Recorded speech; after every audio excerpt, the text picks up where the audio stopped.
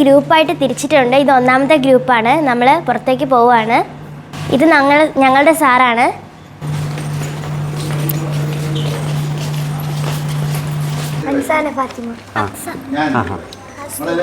എല്ലാവരും 7 class 7ാം class ആണോ? 6ാം class ഉണ്ട്. 6, 7. പേരെന്താണ്? ഡോക്ടർ ഗോപകുമാർ. ബാംബുവിലാണ് വർക്ക് ചെയ്യുന്നത്. മുളകളെ നമുക്ക് ആ സെക്ഷനിലേക്കാണ് പോവേണ്ടത്. ഗ്രൂപ്പായിട്ട് തിരിച്ചിട്ടുണ്ട്. ഇത് ഒന്നാമത്തെ ഗ്രൂപ്പാണ്. നമ്മൾ പുറത്തേക്ക് പോവുകയാണ്. ഇത് ഞങ്ങളുടെ സാറാണ്.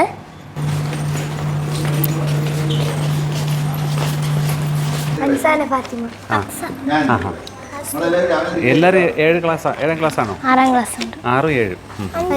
പേരെന്താണ്? ഡോക്ടർ ഗോപകുമാർ.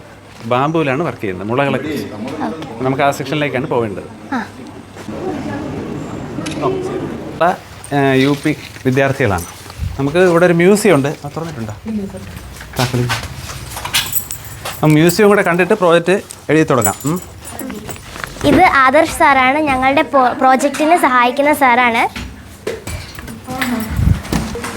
മുളകളുണ്ട് നമ്മൾ കാണാം. കണ്ടോ ഇതൊക്കെ എന്താണ്? ഇതെന്താണെന്ന് അറിയാമോ? മുള കൊണ്ടുള്ള ഫാനാണ്. ഇങ്ങനെ വിശറിയാണ്. വിശറി ഇത് വെച്ചിട്ട് നമുക്ക് വിശറി എങ്ങനെയാണ് ഉപയോഗിക്കുന്നത് അറിയാമല്ലോ. വീശാൻ വേണ്ടിയിട്ട് ഉപയോഗിക്കാം. ഇങ്ങനെ ഉപയോഗിക്കാം. പിന്നെ ഇത് സോപ്പിൻ്റെ സ്റ്റാൻഡ്. ഇത് ചെറിയ കീ ചെയിൻ. അത് ബാംബുവിൻ്റെ കർട്ടൻ.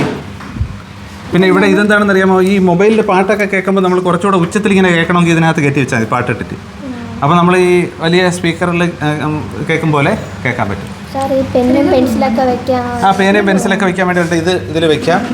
ഇവിടെ മൊബൈൽ വെക്കാം. ഇത് കാർഡൊക്കെ വെക്കാം. നിങ്ങളതിൽ കാർഡുണ്ടെങ്കിൽ ആ കാർഡൊക്കെ വെക്കാം. അല്ല അത് വേറെ, അതൊരു വിത്താണ്. ഈ തേമ്പാവ് എന്ന് പറയുന്ന മരത്തിൻ്റെ വിത്താണ്. ഇത് ഫ്ലൂട്ട്. നിങ്ങൾക്കറിയാമല്ലോ, ഓടക്കുഴൽ. 2 ടൈപ്പ് ഉണ്ട്. ഇത് എല്ലാവർക്കും ഊതാൻ പറ്റുന്നത്, ഇത് പഠിച്ചവർക്ക് ഊതാൻ പറ്റുന്നത്. ബ്രഷ്, ചെറിയ പൈസയൊക്കെ സൂക്ഷിച്ച് വെക്കാനും കീ ചെയിനായിട്ട് ഉപയോഗിക്കാനും പറ്റുന്ന ഒരു സാധനമാണ് ഇത്. കണ്ടോ? ഇത് തുറന്നാൽ ഇതിനകത്ത് പൈസ കൊണ്ട് കിടക്കാം. കീ ചെയിനായിട്ട് ഉപയോഗിക്കാം. വള കണ്ടോ? നിങ്ങൾക്ക് വളയൊക്കെ ഇടണമെങ്കിൽ അത് വെച്ച് അത് വളയായിട്ട് ഉപയോഗിക്കാം. ഇത് പെൻ സ്റ്റാൻഡ്. ഇത് വേറൊരു ബോട്ടിൽ, ബാംബുവിൻ്റെ തന്നെ ബോട്ടിലാണ്. കണ്ടോ? പക്ഷേ ഇതിനകത്ത് സ്റ്റീലാണ്. ആൾ ബാമ്പ് ബോട്ടിലും ഉണ്ട്. അത് ഇപ്പോൾ ഒരു എക്സിബിഷന് കൊണ്ടുപോയി. ലോറി ഉണ്ടോ? ലോറി, സ്ഫടികത്തിലെ ലോറിയാണത്. ഇങ്ങനെ ഒരു ടവർ നിങ്ങൾ കണ്ടിട്ട് അതിൻ്റെ ഒരു ചെറിയ രൂപമാണ്. പിന്നെ ഇതൊക്കെയാണ് പെൻ സ്റ്റാൻഡ്. നിങ്ങളതിൽ പേനയൊക്കെ ഉണ്ട്. ഇതിനകത്ത് ഇങ്ങനെ വയ്ക്കാൻ പറ്റും. പേനയും വീട്ടിൽ സ്കൂളിലെ സാധനങ്ങളൊക്കെ ഇല്ലേ, സ്കെയിലും ബാക്കിയുള്ള സാധനങ്ങളും ഒക്കെ ഇതിനകത്ത് വയ്ക്കാൻ പറ്റും. ഇതാക്കാം. ഇതെന്താണിക്കും? ഇത് പേഴ്സ്. പിന്നെ ഇതുപോലെയുള്ള ഫ്ലവർ വേസുകൾ ഉണ്ടാക്കാം. വട്ടി കുട്ടയൊക്കെ അറിയാമല്ലോ. എന്തിനാണ് ഈ വട്ടിയും കുട്ടയൊക്കെ ഉപയോഗിക്കുന്നത്? എന്തിനാണ് കുട്ട ഉപയോഗിക്കുന്നത്? നെല്ലും അതുപോലെയുള്ള ധാന്യങ്ങളൊക്കെ അളക്കാനും അത് സൂക്ഷിച്ച് വെക്കാനുമാണ് സാധാരണ ഇതിൽ വട്ടി ഉപയോഗിക്കുന്നത്, അല്ലേ?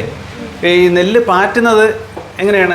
അതുപോലത്തെ വലിയ കുട്ട എടുത്തിട്ട് ഇടുമ്പോഴത്തേക്ക് ഒരു സ്ഥലത്തുനിന്ന് ഇങ്ങനെ ഫാന് പ്രവർത്തിക്കും, അല്ലെങ്കിൽ കാറ്റ് വീശിക്കൊണ്ടിരിക്കുമ്പോൾ നല്ല നെല്ല് മാത്രം താഴേക്ക് വീഴും. മറ്റേ വെയിറ്റ് കുറഞ്ഞ പതരെല്ലാം വേറെ സ്ഥലത്തേക്ക് പോയി വീഴും. അപ്പോൾ അങ്ങനെ വരുമ്പോൾ നമുക്കത് സെപ്പറേറ്റ് ചെയ്തെടുക്കാൻ പറ്റും. പിന്നെ മുളയുടെ പൂക്കളും കണ്ടോ? ഇതാണ് ആ മുളയുടെ ആ കുപ്പിക്കകത്തൊക്കെ ഇരിക്കുന്നതെല്ലാം മുളയുടെ പൂക്കളാണ്. പൂക്കളും അതിൻ്റെ തണ്ടുകളുമാണ്, ഇളം തണ്ടുകൾ.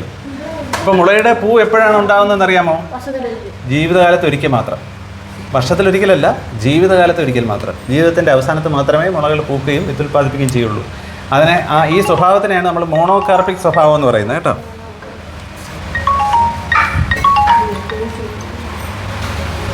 നിങ്ങൾ കണ്ടോ? കേട്ടോ, ഒരു ഫോൺ വരുന്നു.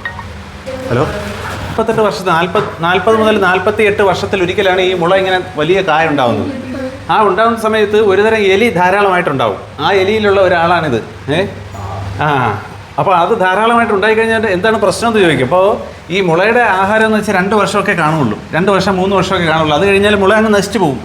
ആ സമയത്ത് ഇതെല്ലാം കൂടെ നമ്മുടെ നെല്ലിനെയും ഗോതമ്പിനെയൊക്കെ ആക്രമിക്കാൻ തുടങ്ങും. അങ്ങനെ വരുമ്പോൾ നമ്മുടെ ആഹാരം മെയിനായിട്ട് അതിനെ ബേസ് ചെയ്തിട്ടാണല്ലോ. അത് നശിക്കുമ്പോൾ ക്ഷാമം ഉണ്ടാവും.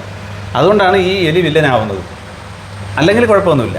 അപ്പോൾ ഇങ്ങനെ ഈ പലതരത്തിലുള്ള മുളകൾ ഒരുമിച്ച് പൂക്കുന്ന സമയത്ത് അവിടെയുള്ള പരിസ്ഥിതിയിൽ ഒരുപാട് വ്യത്യാസം വരും. പരിസ്ഥിതിയിൽ ആ ചെടികൾ നശിച്ച് പുതിയ ചെടികൾ ഉണ്ടാവും.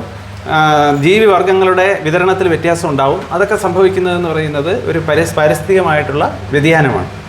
പിന്നെ ആ ഈറ്റയുടെ കായാണ് അതിനകത്ത് കാണുന്നത് കേട്ടോ, ഈറ്റയുടെ കാ. ആ വലിപ്പത്തിലുള്ളത് നമ്മളെ കാരിയീറ്റ എന്ന് പറയുന്നതിൻ്റെ കാ. അപ്പുറത്തിരിക്കുന്നത് ചെറിയ ഓടലെന്ന് പറയും, ഒട്ടലെന്ന് പറയുന്ന മുളയുടെ ഈറ്റയുടെ കായ. ഈറ്റയുടെ കായ ഇതിനകത്ത് വെച്ചിട്ടുണ്ട്. ഇതെല്ലാം ഇത്തിരി പഴക്കം ആയിപ്പോയി, അതുകൊണ്ടാണ് അങ്ങനെ ഇരിക്കുന്നത്. പല ഇനം മുളകളുടെ വിത്തുകളാണ് ഇതിനകത്ത് സൂക്ഷിച്ച് വെച്ചിരിക്കുന്നത്.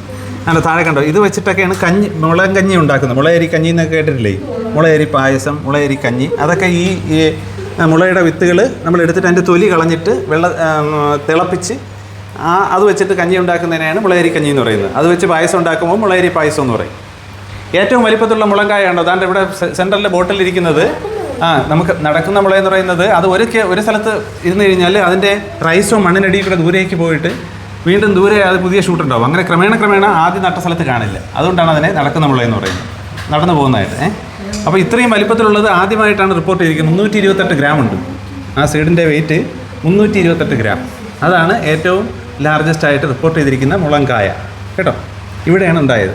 അത് ഒറിജിനലി കൊണ്ടുവന്ന മണിപ്പൂരിൽ നിന്നാണ്.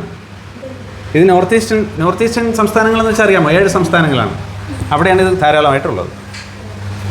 കണ്ടോ, മുളകളുണ്ട്. പിന്നെ വീടുണ്ടാക്കാം.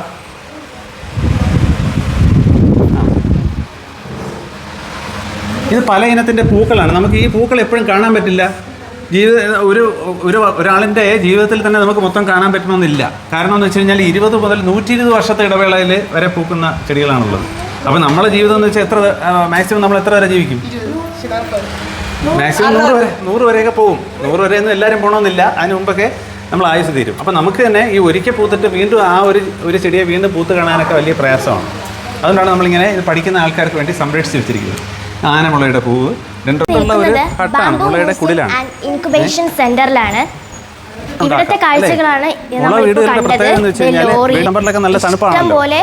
ആ സമയത്ത് മുളയുടെ വീടുണ്ടാക്കിയാലും നമുക്ക് തണുക്കൂല. സിമെന്റ് ഉണ്ട്,